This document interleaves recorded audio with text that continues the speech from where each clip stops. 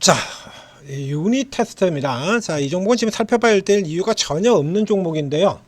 자, 이거 이제 앞서 SF 반도체 요게와 함께 여러분들의 착각하는 부분들 요거를 저 정정시켜 드리기 위해서 자, 이 종목을 살펴보는 겁니다.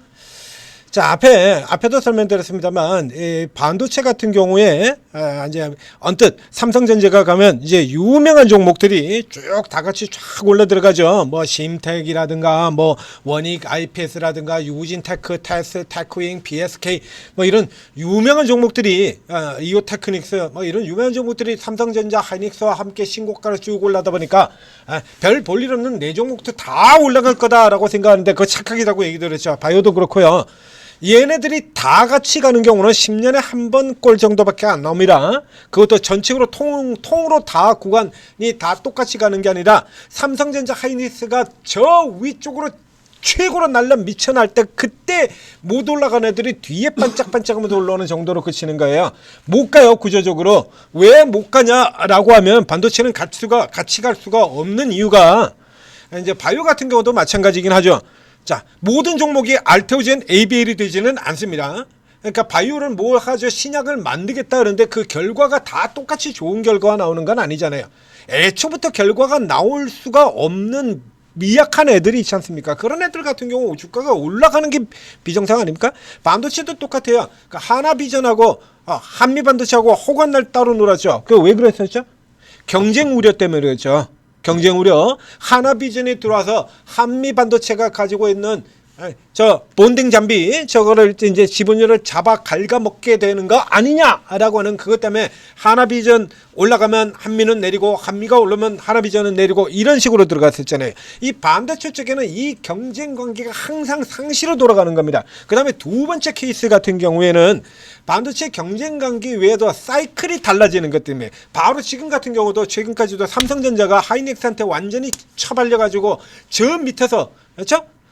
올 작년 상반기까지만 해도 삼성전자 저 밑에서 오만전자에서 호적거리고 헤맸잖아요. 하이닉스는 엔비디아 뚫고 들어가서 엔비디아 납품해가지고 사상 최대 실적 계속 내면서 들어왔는데 삼성전자는 그거 못 들어가지고 저 밑에서 헤매고 있었지 않습니까? 이렇게 해서 사이클이 반도체 기술이 사이클이 바뀌어 들어가 버릴 때 그 사이클을 못 따라서 옮겨 들어가지 못하는 회사들 같은 경우는 그냥 도태가 돼버리는 거예요. 가장 대표적인 회사 케이스 같은 경우 옛날에 BLU 기업들입니다. 2000년 초반에 지금 한 종목도 없습니다. 다 상폐됐어요. 없어요.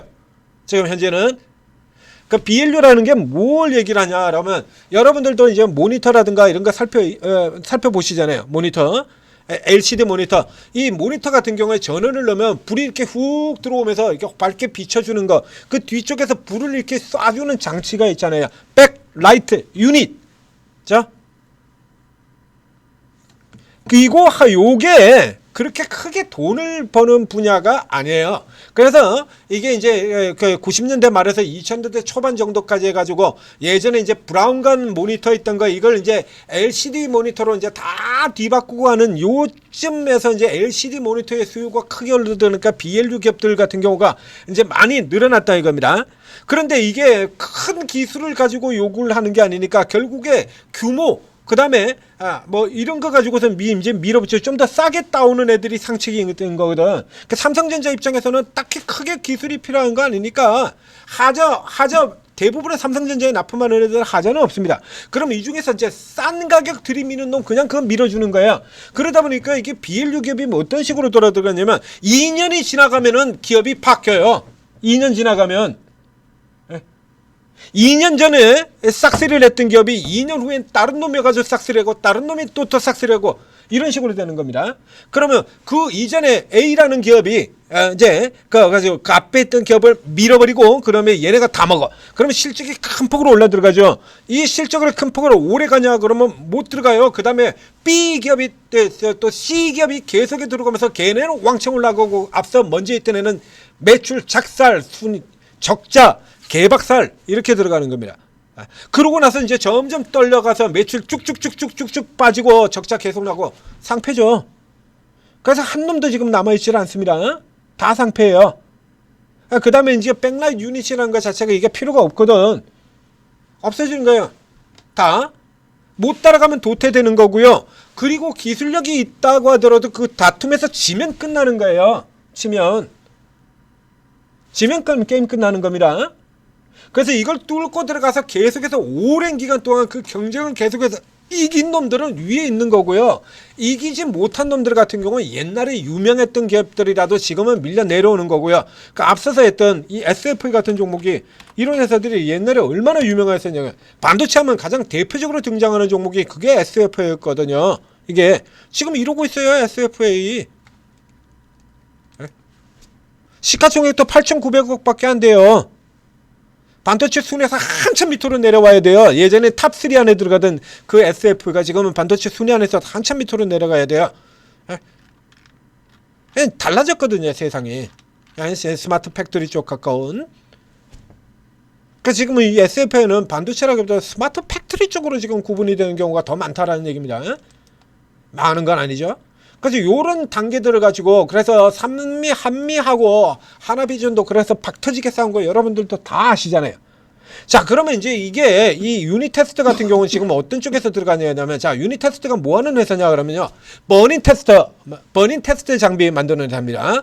자, 그럼 버닝 테스트가 이게 얼마나 회사가 많으냐라고 하면요, 이게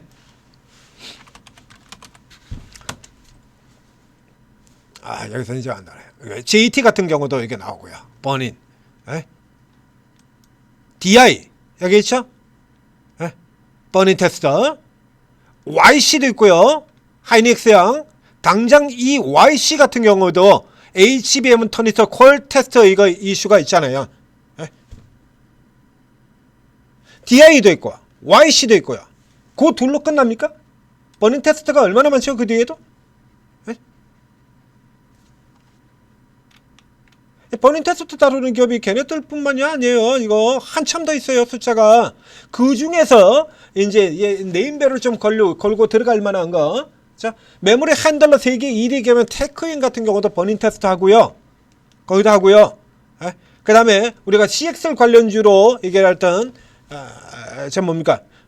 CXL 관련주인 걔들 같은 경우에도 역시 마찬가지 버닝 테스터 있고요. 현재 이 종목 유닛 테스트하고 엮여 있는 종목 같은 경우는 이 YC하고 그리고 DI 두 개가 있습니다. 그래서 퀄 테스트 통과하면 여기 댓글을 적어 주셨는데, 자, 이 유닛 테스트 이거 한참 전에 했던 건데요. 유닛 테스트를 언제 제가 했냐라고 하면,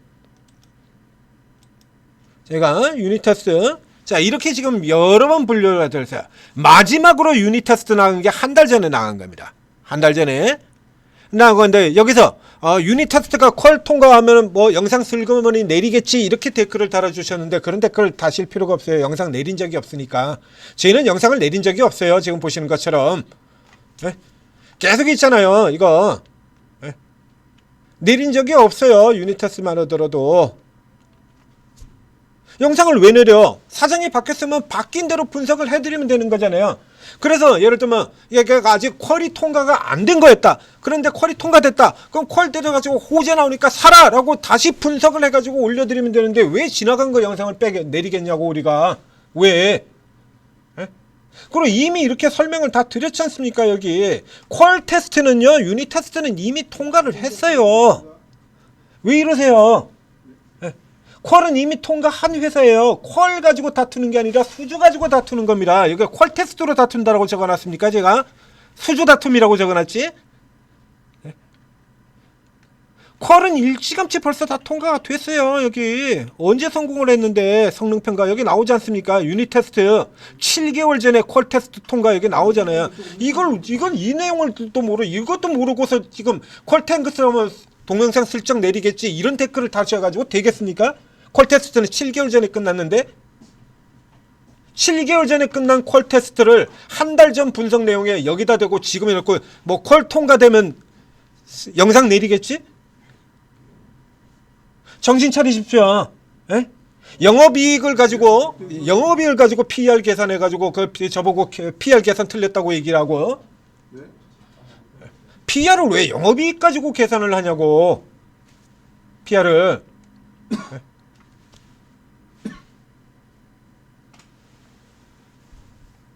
순이익을 가지고 계산해야지. 그걸 왜 영업이요? 이런 댓글들은 여러분 달면 그 쓸모없는 댓글들만 다시는 거예요. 에너지 낭비예요. P차의 에너지 낭비를 하는 겁니다. 그럼 유닛 테스트 같은 경우는 보자 이거야. 그래서 설명을 드렸잖아요. 퀄은 다 통과됐다니까.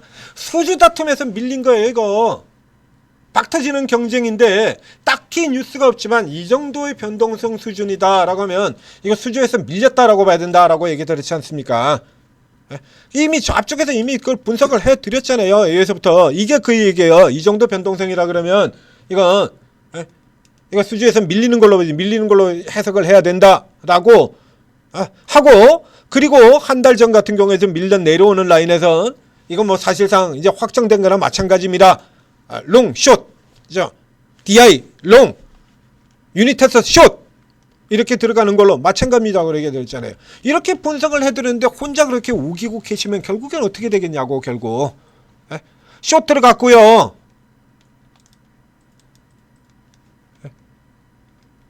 DI 롱으로 들어오고요.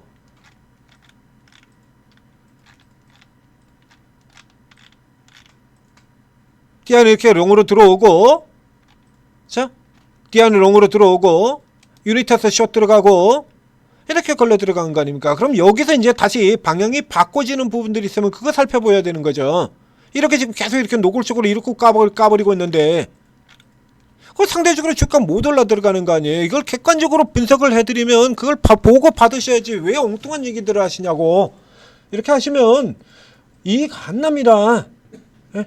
앞에도 계속해서 설명드리잖아요. 경쟁에서 반도체 삼성전자 하이닉스가 아무리 올라간다고 하더라도 반도체 전체가 다 올라가는 거 아니고요. 경쟁에서 밀리는 애들은 못 가요. 그 경쟁력 다시 회복하기 전까지는.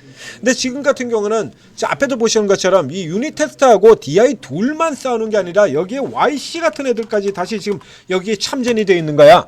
그럼 YC 같은 애가 삼성전자향 버닝 테스트 하는 애거든요. 얘가 삼성전자향 버닝 테스트 하는 애인데 얘가 지금 하이닉스로도 들어가겠다는 거야. 그러면 유닛 테스트의 경우에는 그러면 어떻게? 지금 DI하고 경쟁하는 것만 해도 힘들어 죽겠는 판국에 YC가 리로 또 들어오겠대요. 그러니까 또 여기 모멘텀 발생하는 여기다가 신나게 이렇게 사들어오고 있지 않습니까? 기관들 같은 경우가 모멘텀이 생겼으니까 신나게 들어오죠. 그러니까 신나게 들어오는 만큼 유닛 테스트를 또 눌러버릴 수밖에 없는 거거든. 그런데 그렇게 눌려지는 종목에 거기 들어가 있으면 이익이 안 나요. 그거 금양 이런 거 들어가 있어서 이익 안 난다라고 얘기를 드렸지 않습니까? 그렇게 욕을 먹어가면서도 안 된다라고 이거 옮겨가라고. 반도체도 똑같습니다. 삼성전자 하이닉스가 올라간다고 해서 모든 반도체주들이 다 올라 들어가는 거 아닙니다. 그래서 굳이 자 이게 이 SFA 이쪽 애들하고 지금 이 종목 유닛 테스트 같은 경우는 대표적으로 생각나는 종목이 지금 유닛 테스트인데 마침 지금 댓글도 이렇게 달아주셨고 그래서 설명을 지금 다시 드리는 겁니다. 못 가요. 이렇게 돼 있잖아요. 자, 그 앞쪽에서 보여드릴까요? 이게 반도체는 수십 년간 그래왔어요. 그래서 삼성전자형 이 수주 경쟁에서 밀리면 그냥 게임 끝나는 거야. 그냥 벼랑으로 들어가는 거예요. 이런 애들이야 상패 안 되겠지만 저쪽에 이익 그렇게 크게 나지 않는 분야에 다루는 애들 같은 경우는 삼성전자 하이닉스에서 밀려나 버리게 되면 회사가 망한다니까요. 여러 번 수없이 얘기 드렸잖아요. 예전에 저 이재용이가 그래서 반도체 장비를 자급자족하겠다. 이따위 소리를 하면서 땄을 때 주성엔지니어링에 황사정이 들이박아 버렸다라는 얘기를 드렸었죠. 그 들이박아버리고 난 다음에 이재용한테 밑보여가지고 삼성전자에서 잘려나갔잖아요. 삼성전자에서 잘려나가면서 매출이 전년 대비 마이너스 98%가 나옵니다. 전년 대비 마이너스 98% 가지고 회사가 버틸 수 있습니까? 문 닫지? 주성엔지니어링은 워낙에 실적이 압도적인 회사였기 때문에 마이너스 98%가 나와도 하이닉스 뚫고 들어가고 LG 디스플레이 뚫고 들어가고 중국 뚫고 들어가고 중국의 BOE 같은 거 그거 주성엔지니어링 다 키운 회사죠? 중국 기업들. 그래서 지금도 중국 반도체 얘기만 나오면 주성엔지니어링 하잖아요. 이렇게 움직이거든요, 이게. 이렇게 움직이는 게 괜히 이런 게 아니다라는 얘기예요, 이게. 이런 식으로 움직여 들어가는 게 이렇게 서로 까꾸로 노는 게. 그전에는 하나비전이 올려 들어가면서 한미반도체 이렇게 밀려 내려오고 지금은 다시 또 하나비전이 밀려 내려가고 한미반도체 올라오고 완전히 까꾸로 놀죠. 이런 거. 이거 경쟁관계 그 우려 때문에 이런 흐름이 나온 거 아닙니까? 그래서 실제로 도태되는 애들 가지고 게임 끝납니다. 삼성전자 아무리 올라 들어간다고 하더라도 못 올라가요. 이거 기억하셔야 돼요. 그러면 그 될 만한 종목으로 가셔야지. 그거 붙들고 종목하고 결혼해가지고 얘는 왜 못 가는 건데 올라가 언젠가는 이러고 계시면 망하는 겁니다.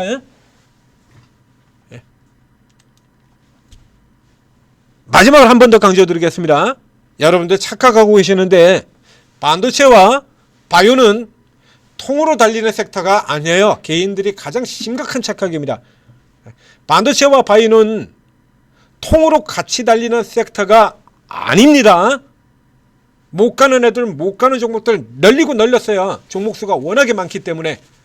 반도체나 바이오나. 그러니까 올라갈 만한 종목들 거기서 하세요. 잘 모르시겠으면 오르고 들어와서 도움을 받으시면 되고요. 구글 플레이스토어, 애플 앱스토어, 이게 각 스토어에서 한글로 오르고 검색을 하고 오르고 앱을 다운로드 받은 다음에 들어오시면 여기 최고 전문가들 20여 명의 최고 전문가들이 각자 자기 이름으로 이렇게 방을 열어두고 여러분들한테 종목을 드리고 있다는 얘기입니다. 이게 최소 경력이 10년 이상입니다. 10년이라면 얘기는 반도체 랠리만 최소 4번은 본 사람들이라는 얘기죠. 반도체 랠리가 그 사이에 4번이 있었으니까 2017년 랠리, 2020년 랠리, 2023년 랠리, 그리고 현재의 랠리까지 4번이 있었잖아요. 그렇기 때문에 웬만한 종목들 같은 경우는 다 해요. 그리고 비장의 카드 종목들 다 가지고 있고요. 오르고 들으셔서 도움 받으시고 제대로 따라잡으시기 바랍니다.